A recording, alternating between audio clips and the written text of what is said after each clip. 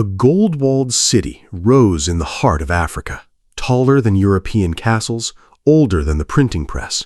Then colonizers found it and refused to believe Africans built it. They looted its gold, burned its records, and buried the truth. This is the story of a kingdom so powerful the world chose to erase it rather than admit it existed. Deep in the highlands of southern Africa, between two great rivers, stone walls still stand after 800 years. No mortar holds them together, no blueprint survives to explain them, and for over a century, the people who built them were denied credit for their own creation. This is the story of the Kingdom of Zimbabwe, the empire behind the ruins now known as Great Zimbabwe, and the deliberate campaign to erase its African origins from world history. Before this video ends, you will understand not just how this kingdom rose and fell, but why so many people were never taught it existed at all. Subscribe now, because what follows was kept out of textbooks for generations, and by the end, you'll understand exactly why. Turn on notifications so you don't miss what comes next. The story begins around the 11th century in a plateau between the Zambezi and Limpopo rivers, in what is now Zimbabwe. Shona-speaking farmers and cattle herders had lived in the region for centuries, but by this period, something extraordinary was taking shape. Communities began consolidating power, controlling trade routes, and building in stone. This was not a small achievement. The construction technique used at Great Zimbabwe, dry stonewalling fitted without mortar, using granite blocks shaped with remarkable precision, required generations of accumulated skill and organized labor. At the center of this rising power was a city that would eventually cover nearly 800 hectares and house an estimated 18,000 people at its height, making it one of the largest urban settlements in Africa at the time. The most famous structure, known today as the Great Enclosure, features walls over 11 meters high and 5 meters thick in places, built entirely from cut granite blocks stacked with such precision that the structure has withstood the elements for the better part of a millennium. The kingdom's wealth came from gold. The plateau sat on some of the richest gold deposits in Africa, and the rulers of Zimbabwe controlled the mining, processing, and export of that gold through a vast trading network. Ivory and cattle added to the riches of the kingdom. Caravans moved gold and ivory eastward to the Swahili coast, where port cities like Kilwa and Sofala connected the interior of Africa to a trading world that stretched across the Indian Ocean. Archaeologists have found Chinese porcelain, Persian pottery, and glass beads from as far as the Middle East inside the ruins of Great Zimbabwe. Physical proof that this kingdom was not isolated. It was a node in one of the great trade networks of the medieval world. Political power was centered on a ruler known as the Mambo, a king who held both political and spiritual authority. Religion and governance were deeply intertwined. The king was seen as a mediator between the living and the ancestors, and his authority was reinforced through ritual as much as through military strength. Stone monoliths carved with birds, now known as the Zimbabwe birds, likely represented this spiritual authority, and they remain some of the most iconic artifacts recovered from the site. Today, one of these birds appears on the national flag of Zimbabwe, a direct link between the ancient kingdom and the modern nation that takes its name. By the 14th century, the kingdom was at the height of its power. Its population and level of urban organization rivaled many contemporary European cities. Skilled artisans worked gold into wire, beads, and ornamental objects. Farmers maintained cattle herds that served as both food source and currency of status. The kingdom's military existed not primarily for conquest, but to defend its trade monopoly, the routes that carried gold to the coast, and the mines that produced it. Rival chiefdoms occasionally contested control over these routes, and the historical record, though limited, suggests that Zimbabwe's rulers used both diplomacy and force to maintain dominance over the region's most valuable resource. But empires built on a single resource are vulnerable in ways that are not always visible at their peak. By the mid-15th century, cracks were forming. Some historians point to environmental strain.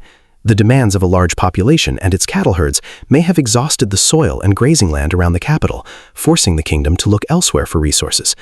Others point to the natural pressures of succession in a system where royal power was inherited and where rival claimants to the throne could fracture unity. Whatever the precise combination of causes, the outcome is well documented archaeologically. The city of Great Zimbabwe was gradually abandoned, and the kingdom's power shifted northward. Out of this fragmentation rose two successor states. The Mutapa state, founded in the Zambezi Valley to the north, would go on to become one of the most powerful kingdoms in the region for the next 2 centuries. To the southwest, the Torwa state maintained a smaller but still significant sphere of control. Both successor kingdoms carried forward the traditions, stone-building techniques, and trade networks of their predecessor. The kingdom had not disappeared, it had transformed, and it was about to face a threat unlike anything it had encountered before. In the early 16th century, Portuguese traders and adventurers began arriving on the East African coast, drawn by the same gold trade that had built Zimbabwe's wealth for centuries. At first, contact was largely commercial.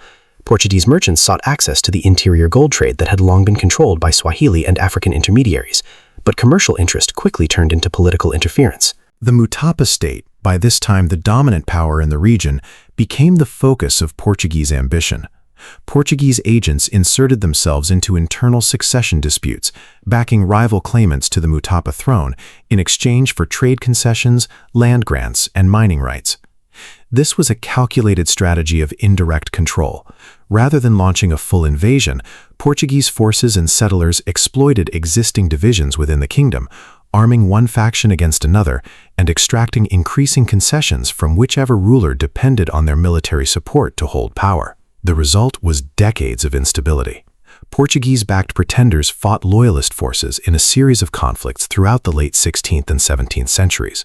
Fortified Portuguese trading posts, known as prazos, spread through the Zambezi Valley, gradually shifting from trading stations into semi-independent territories controlled by Portuguese and mixed-race landholders who operated with private armies. These prazo holders increasingly bypassed the authority of the Mutapa kings altogether, seizing land and labor directly. By the mid-17th century, a series of Mutapa rulers had been reduced to something close to vassals, their authority propped up by Portuguese military backing and increasingly hollow. In 1629, following a war in which Portuguese forces intervened directly in a succession dispute, a new Mutapa ruler was installed under treaty terms that granted Portugal sweeping rights over mining and land within the kingdom. It was a turning point. The kingdom that had once controlled the gold trade on its own terms now depended on a foreign power to remain in power at all. Resistance did not end quietly. Later Mutapa rulers attempted to reassert independence, and in the 1690s, a rival African power, the Rosvi state, emerging from the old Torwa lineage in the south, launched a successful campaign that pushed Portuguese traders and settlers out of much of the plateau interior, reclaiming significant territory for African rule. For a time, the Rosvi state restored a measure of the old kingdom's independence and stone building traditions, constructing new fortified sites in the same architectural style as Great Zimbabwe centuries earlier. But the broader region had already been permanently altered. The unified trade empire that once stretched from the interior gold mines to the Indian Ocean coast had been fractured, weakened, and drawn into the orbit of European commercial interests, a process that would only intensify in the centuries that followed as new colonial powers arrived with far greater military and economic force than the Portuguese traders who came before them. By the time European colonizers returned to the region in the 19th century, the kingdom's golden age was already a distant memory, preserved mainly in oral tradition and in the silent stone walls that still stood on the plateau. But what happened next was not simply the story of a kingdom in decline. It was the deliberate erasure of that kingdom's history altogether. In the 1870s, European explorers began reporting on the ruins of Great Zimbabwe, describing towering stone walls unlike anything else they had encountered in the region.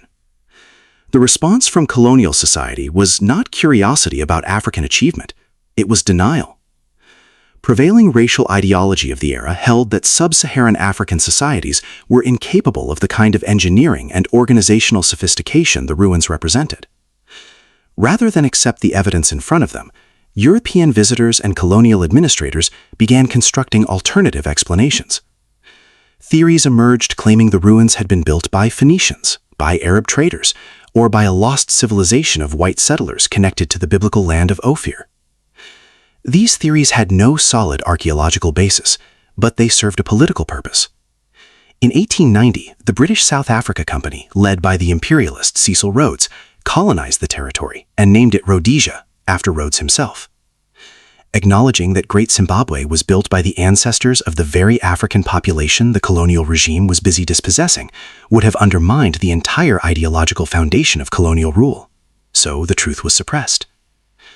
Early excavations at the site were often careless and destructive, carried out by treasure hunters and amateur archaeologists more interested in gold artifacts than historical evidence.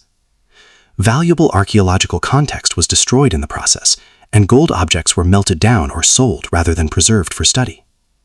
When actual trained archaeologists eventually investigated the site more rigorously in the early 20th century, the physical evidence was overwhelming. The pottery, the building techniques, the layout of the settlement, and the artifacts recovered all pointed clearly to an indigenous African origin, dated to the medieval period, built by the ancestors of the Shona people who still lived in the region. Yet the colonial government of Rhodesia refused to accept these findings. Archaeologists who published evidence supporting African origins faced official pressure, censorship, and professional consequences. Museum displays and official publications continued promoting the discredited foreign origin theories well into the 20th century, because the alternative, admitting that Black Africans had built a sophisticated stone city centuries before European colonization, was politically unacceptable to a settler regime built on the premise of African inferiority. Books were rewritten, museum guides were edited, an entire generation of visitors to the ruins were told a version of history designed to protect a colonial narrative rather than reflect the archaeological truth. This is the mechanism by which Kingdom disappears from history, not through some sudden catastrophe erasing all record of its existence, but through the slow, deliberate work of people in power deciding which truths were convenient and which needed to be buried.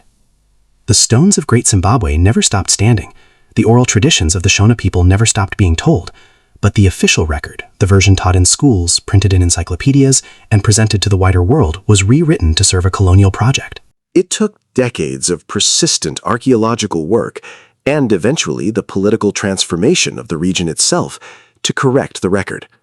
Scholars such as Gertrude Caton Thompson conducted more systematic excavations in the 1920s, concluding definitively that the site was of African origin and medieval in date, closing the door on the fabricated foreign builder theories, at least among serious researchers.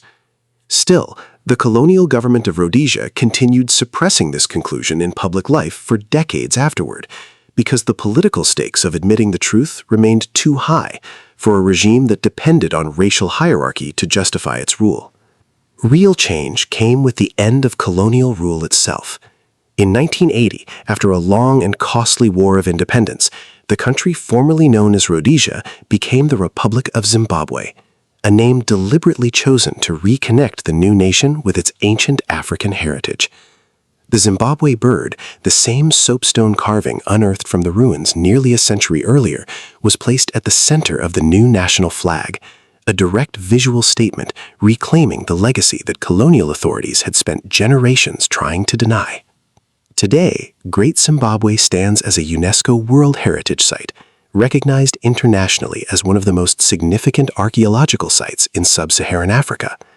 Its walls remain a testament to a level of architectural and organizational achievement that colonial ideology insisted Africans were incapable of producing. The kingdom that rose on gold, that traded across the Indian Ocean, that fractured under internal pressure and foreign interference, and whose history was deliberately buried by the very people who claimed to be studying it, that kingdom has, at last, been returned to its rightful place in the historical record. But the story matters beyond one site in southern Africa. It is a case study in how history itself can be manipulated, not through the destruction of evidence alone, but through the deliberate misrepresentation of evidence that survives. Great Zimbabwe was never truly lost.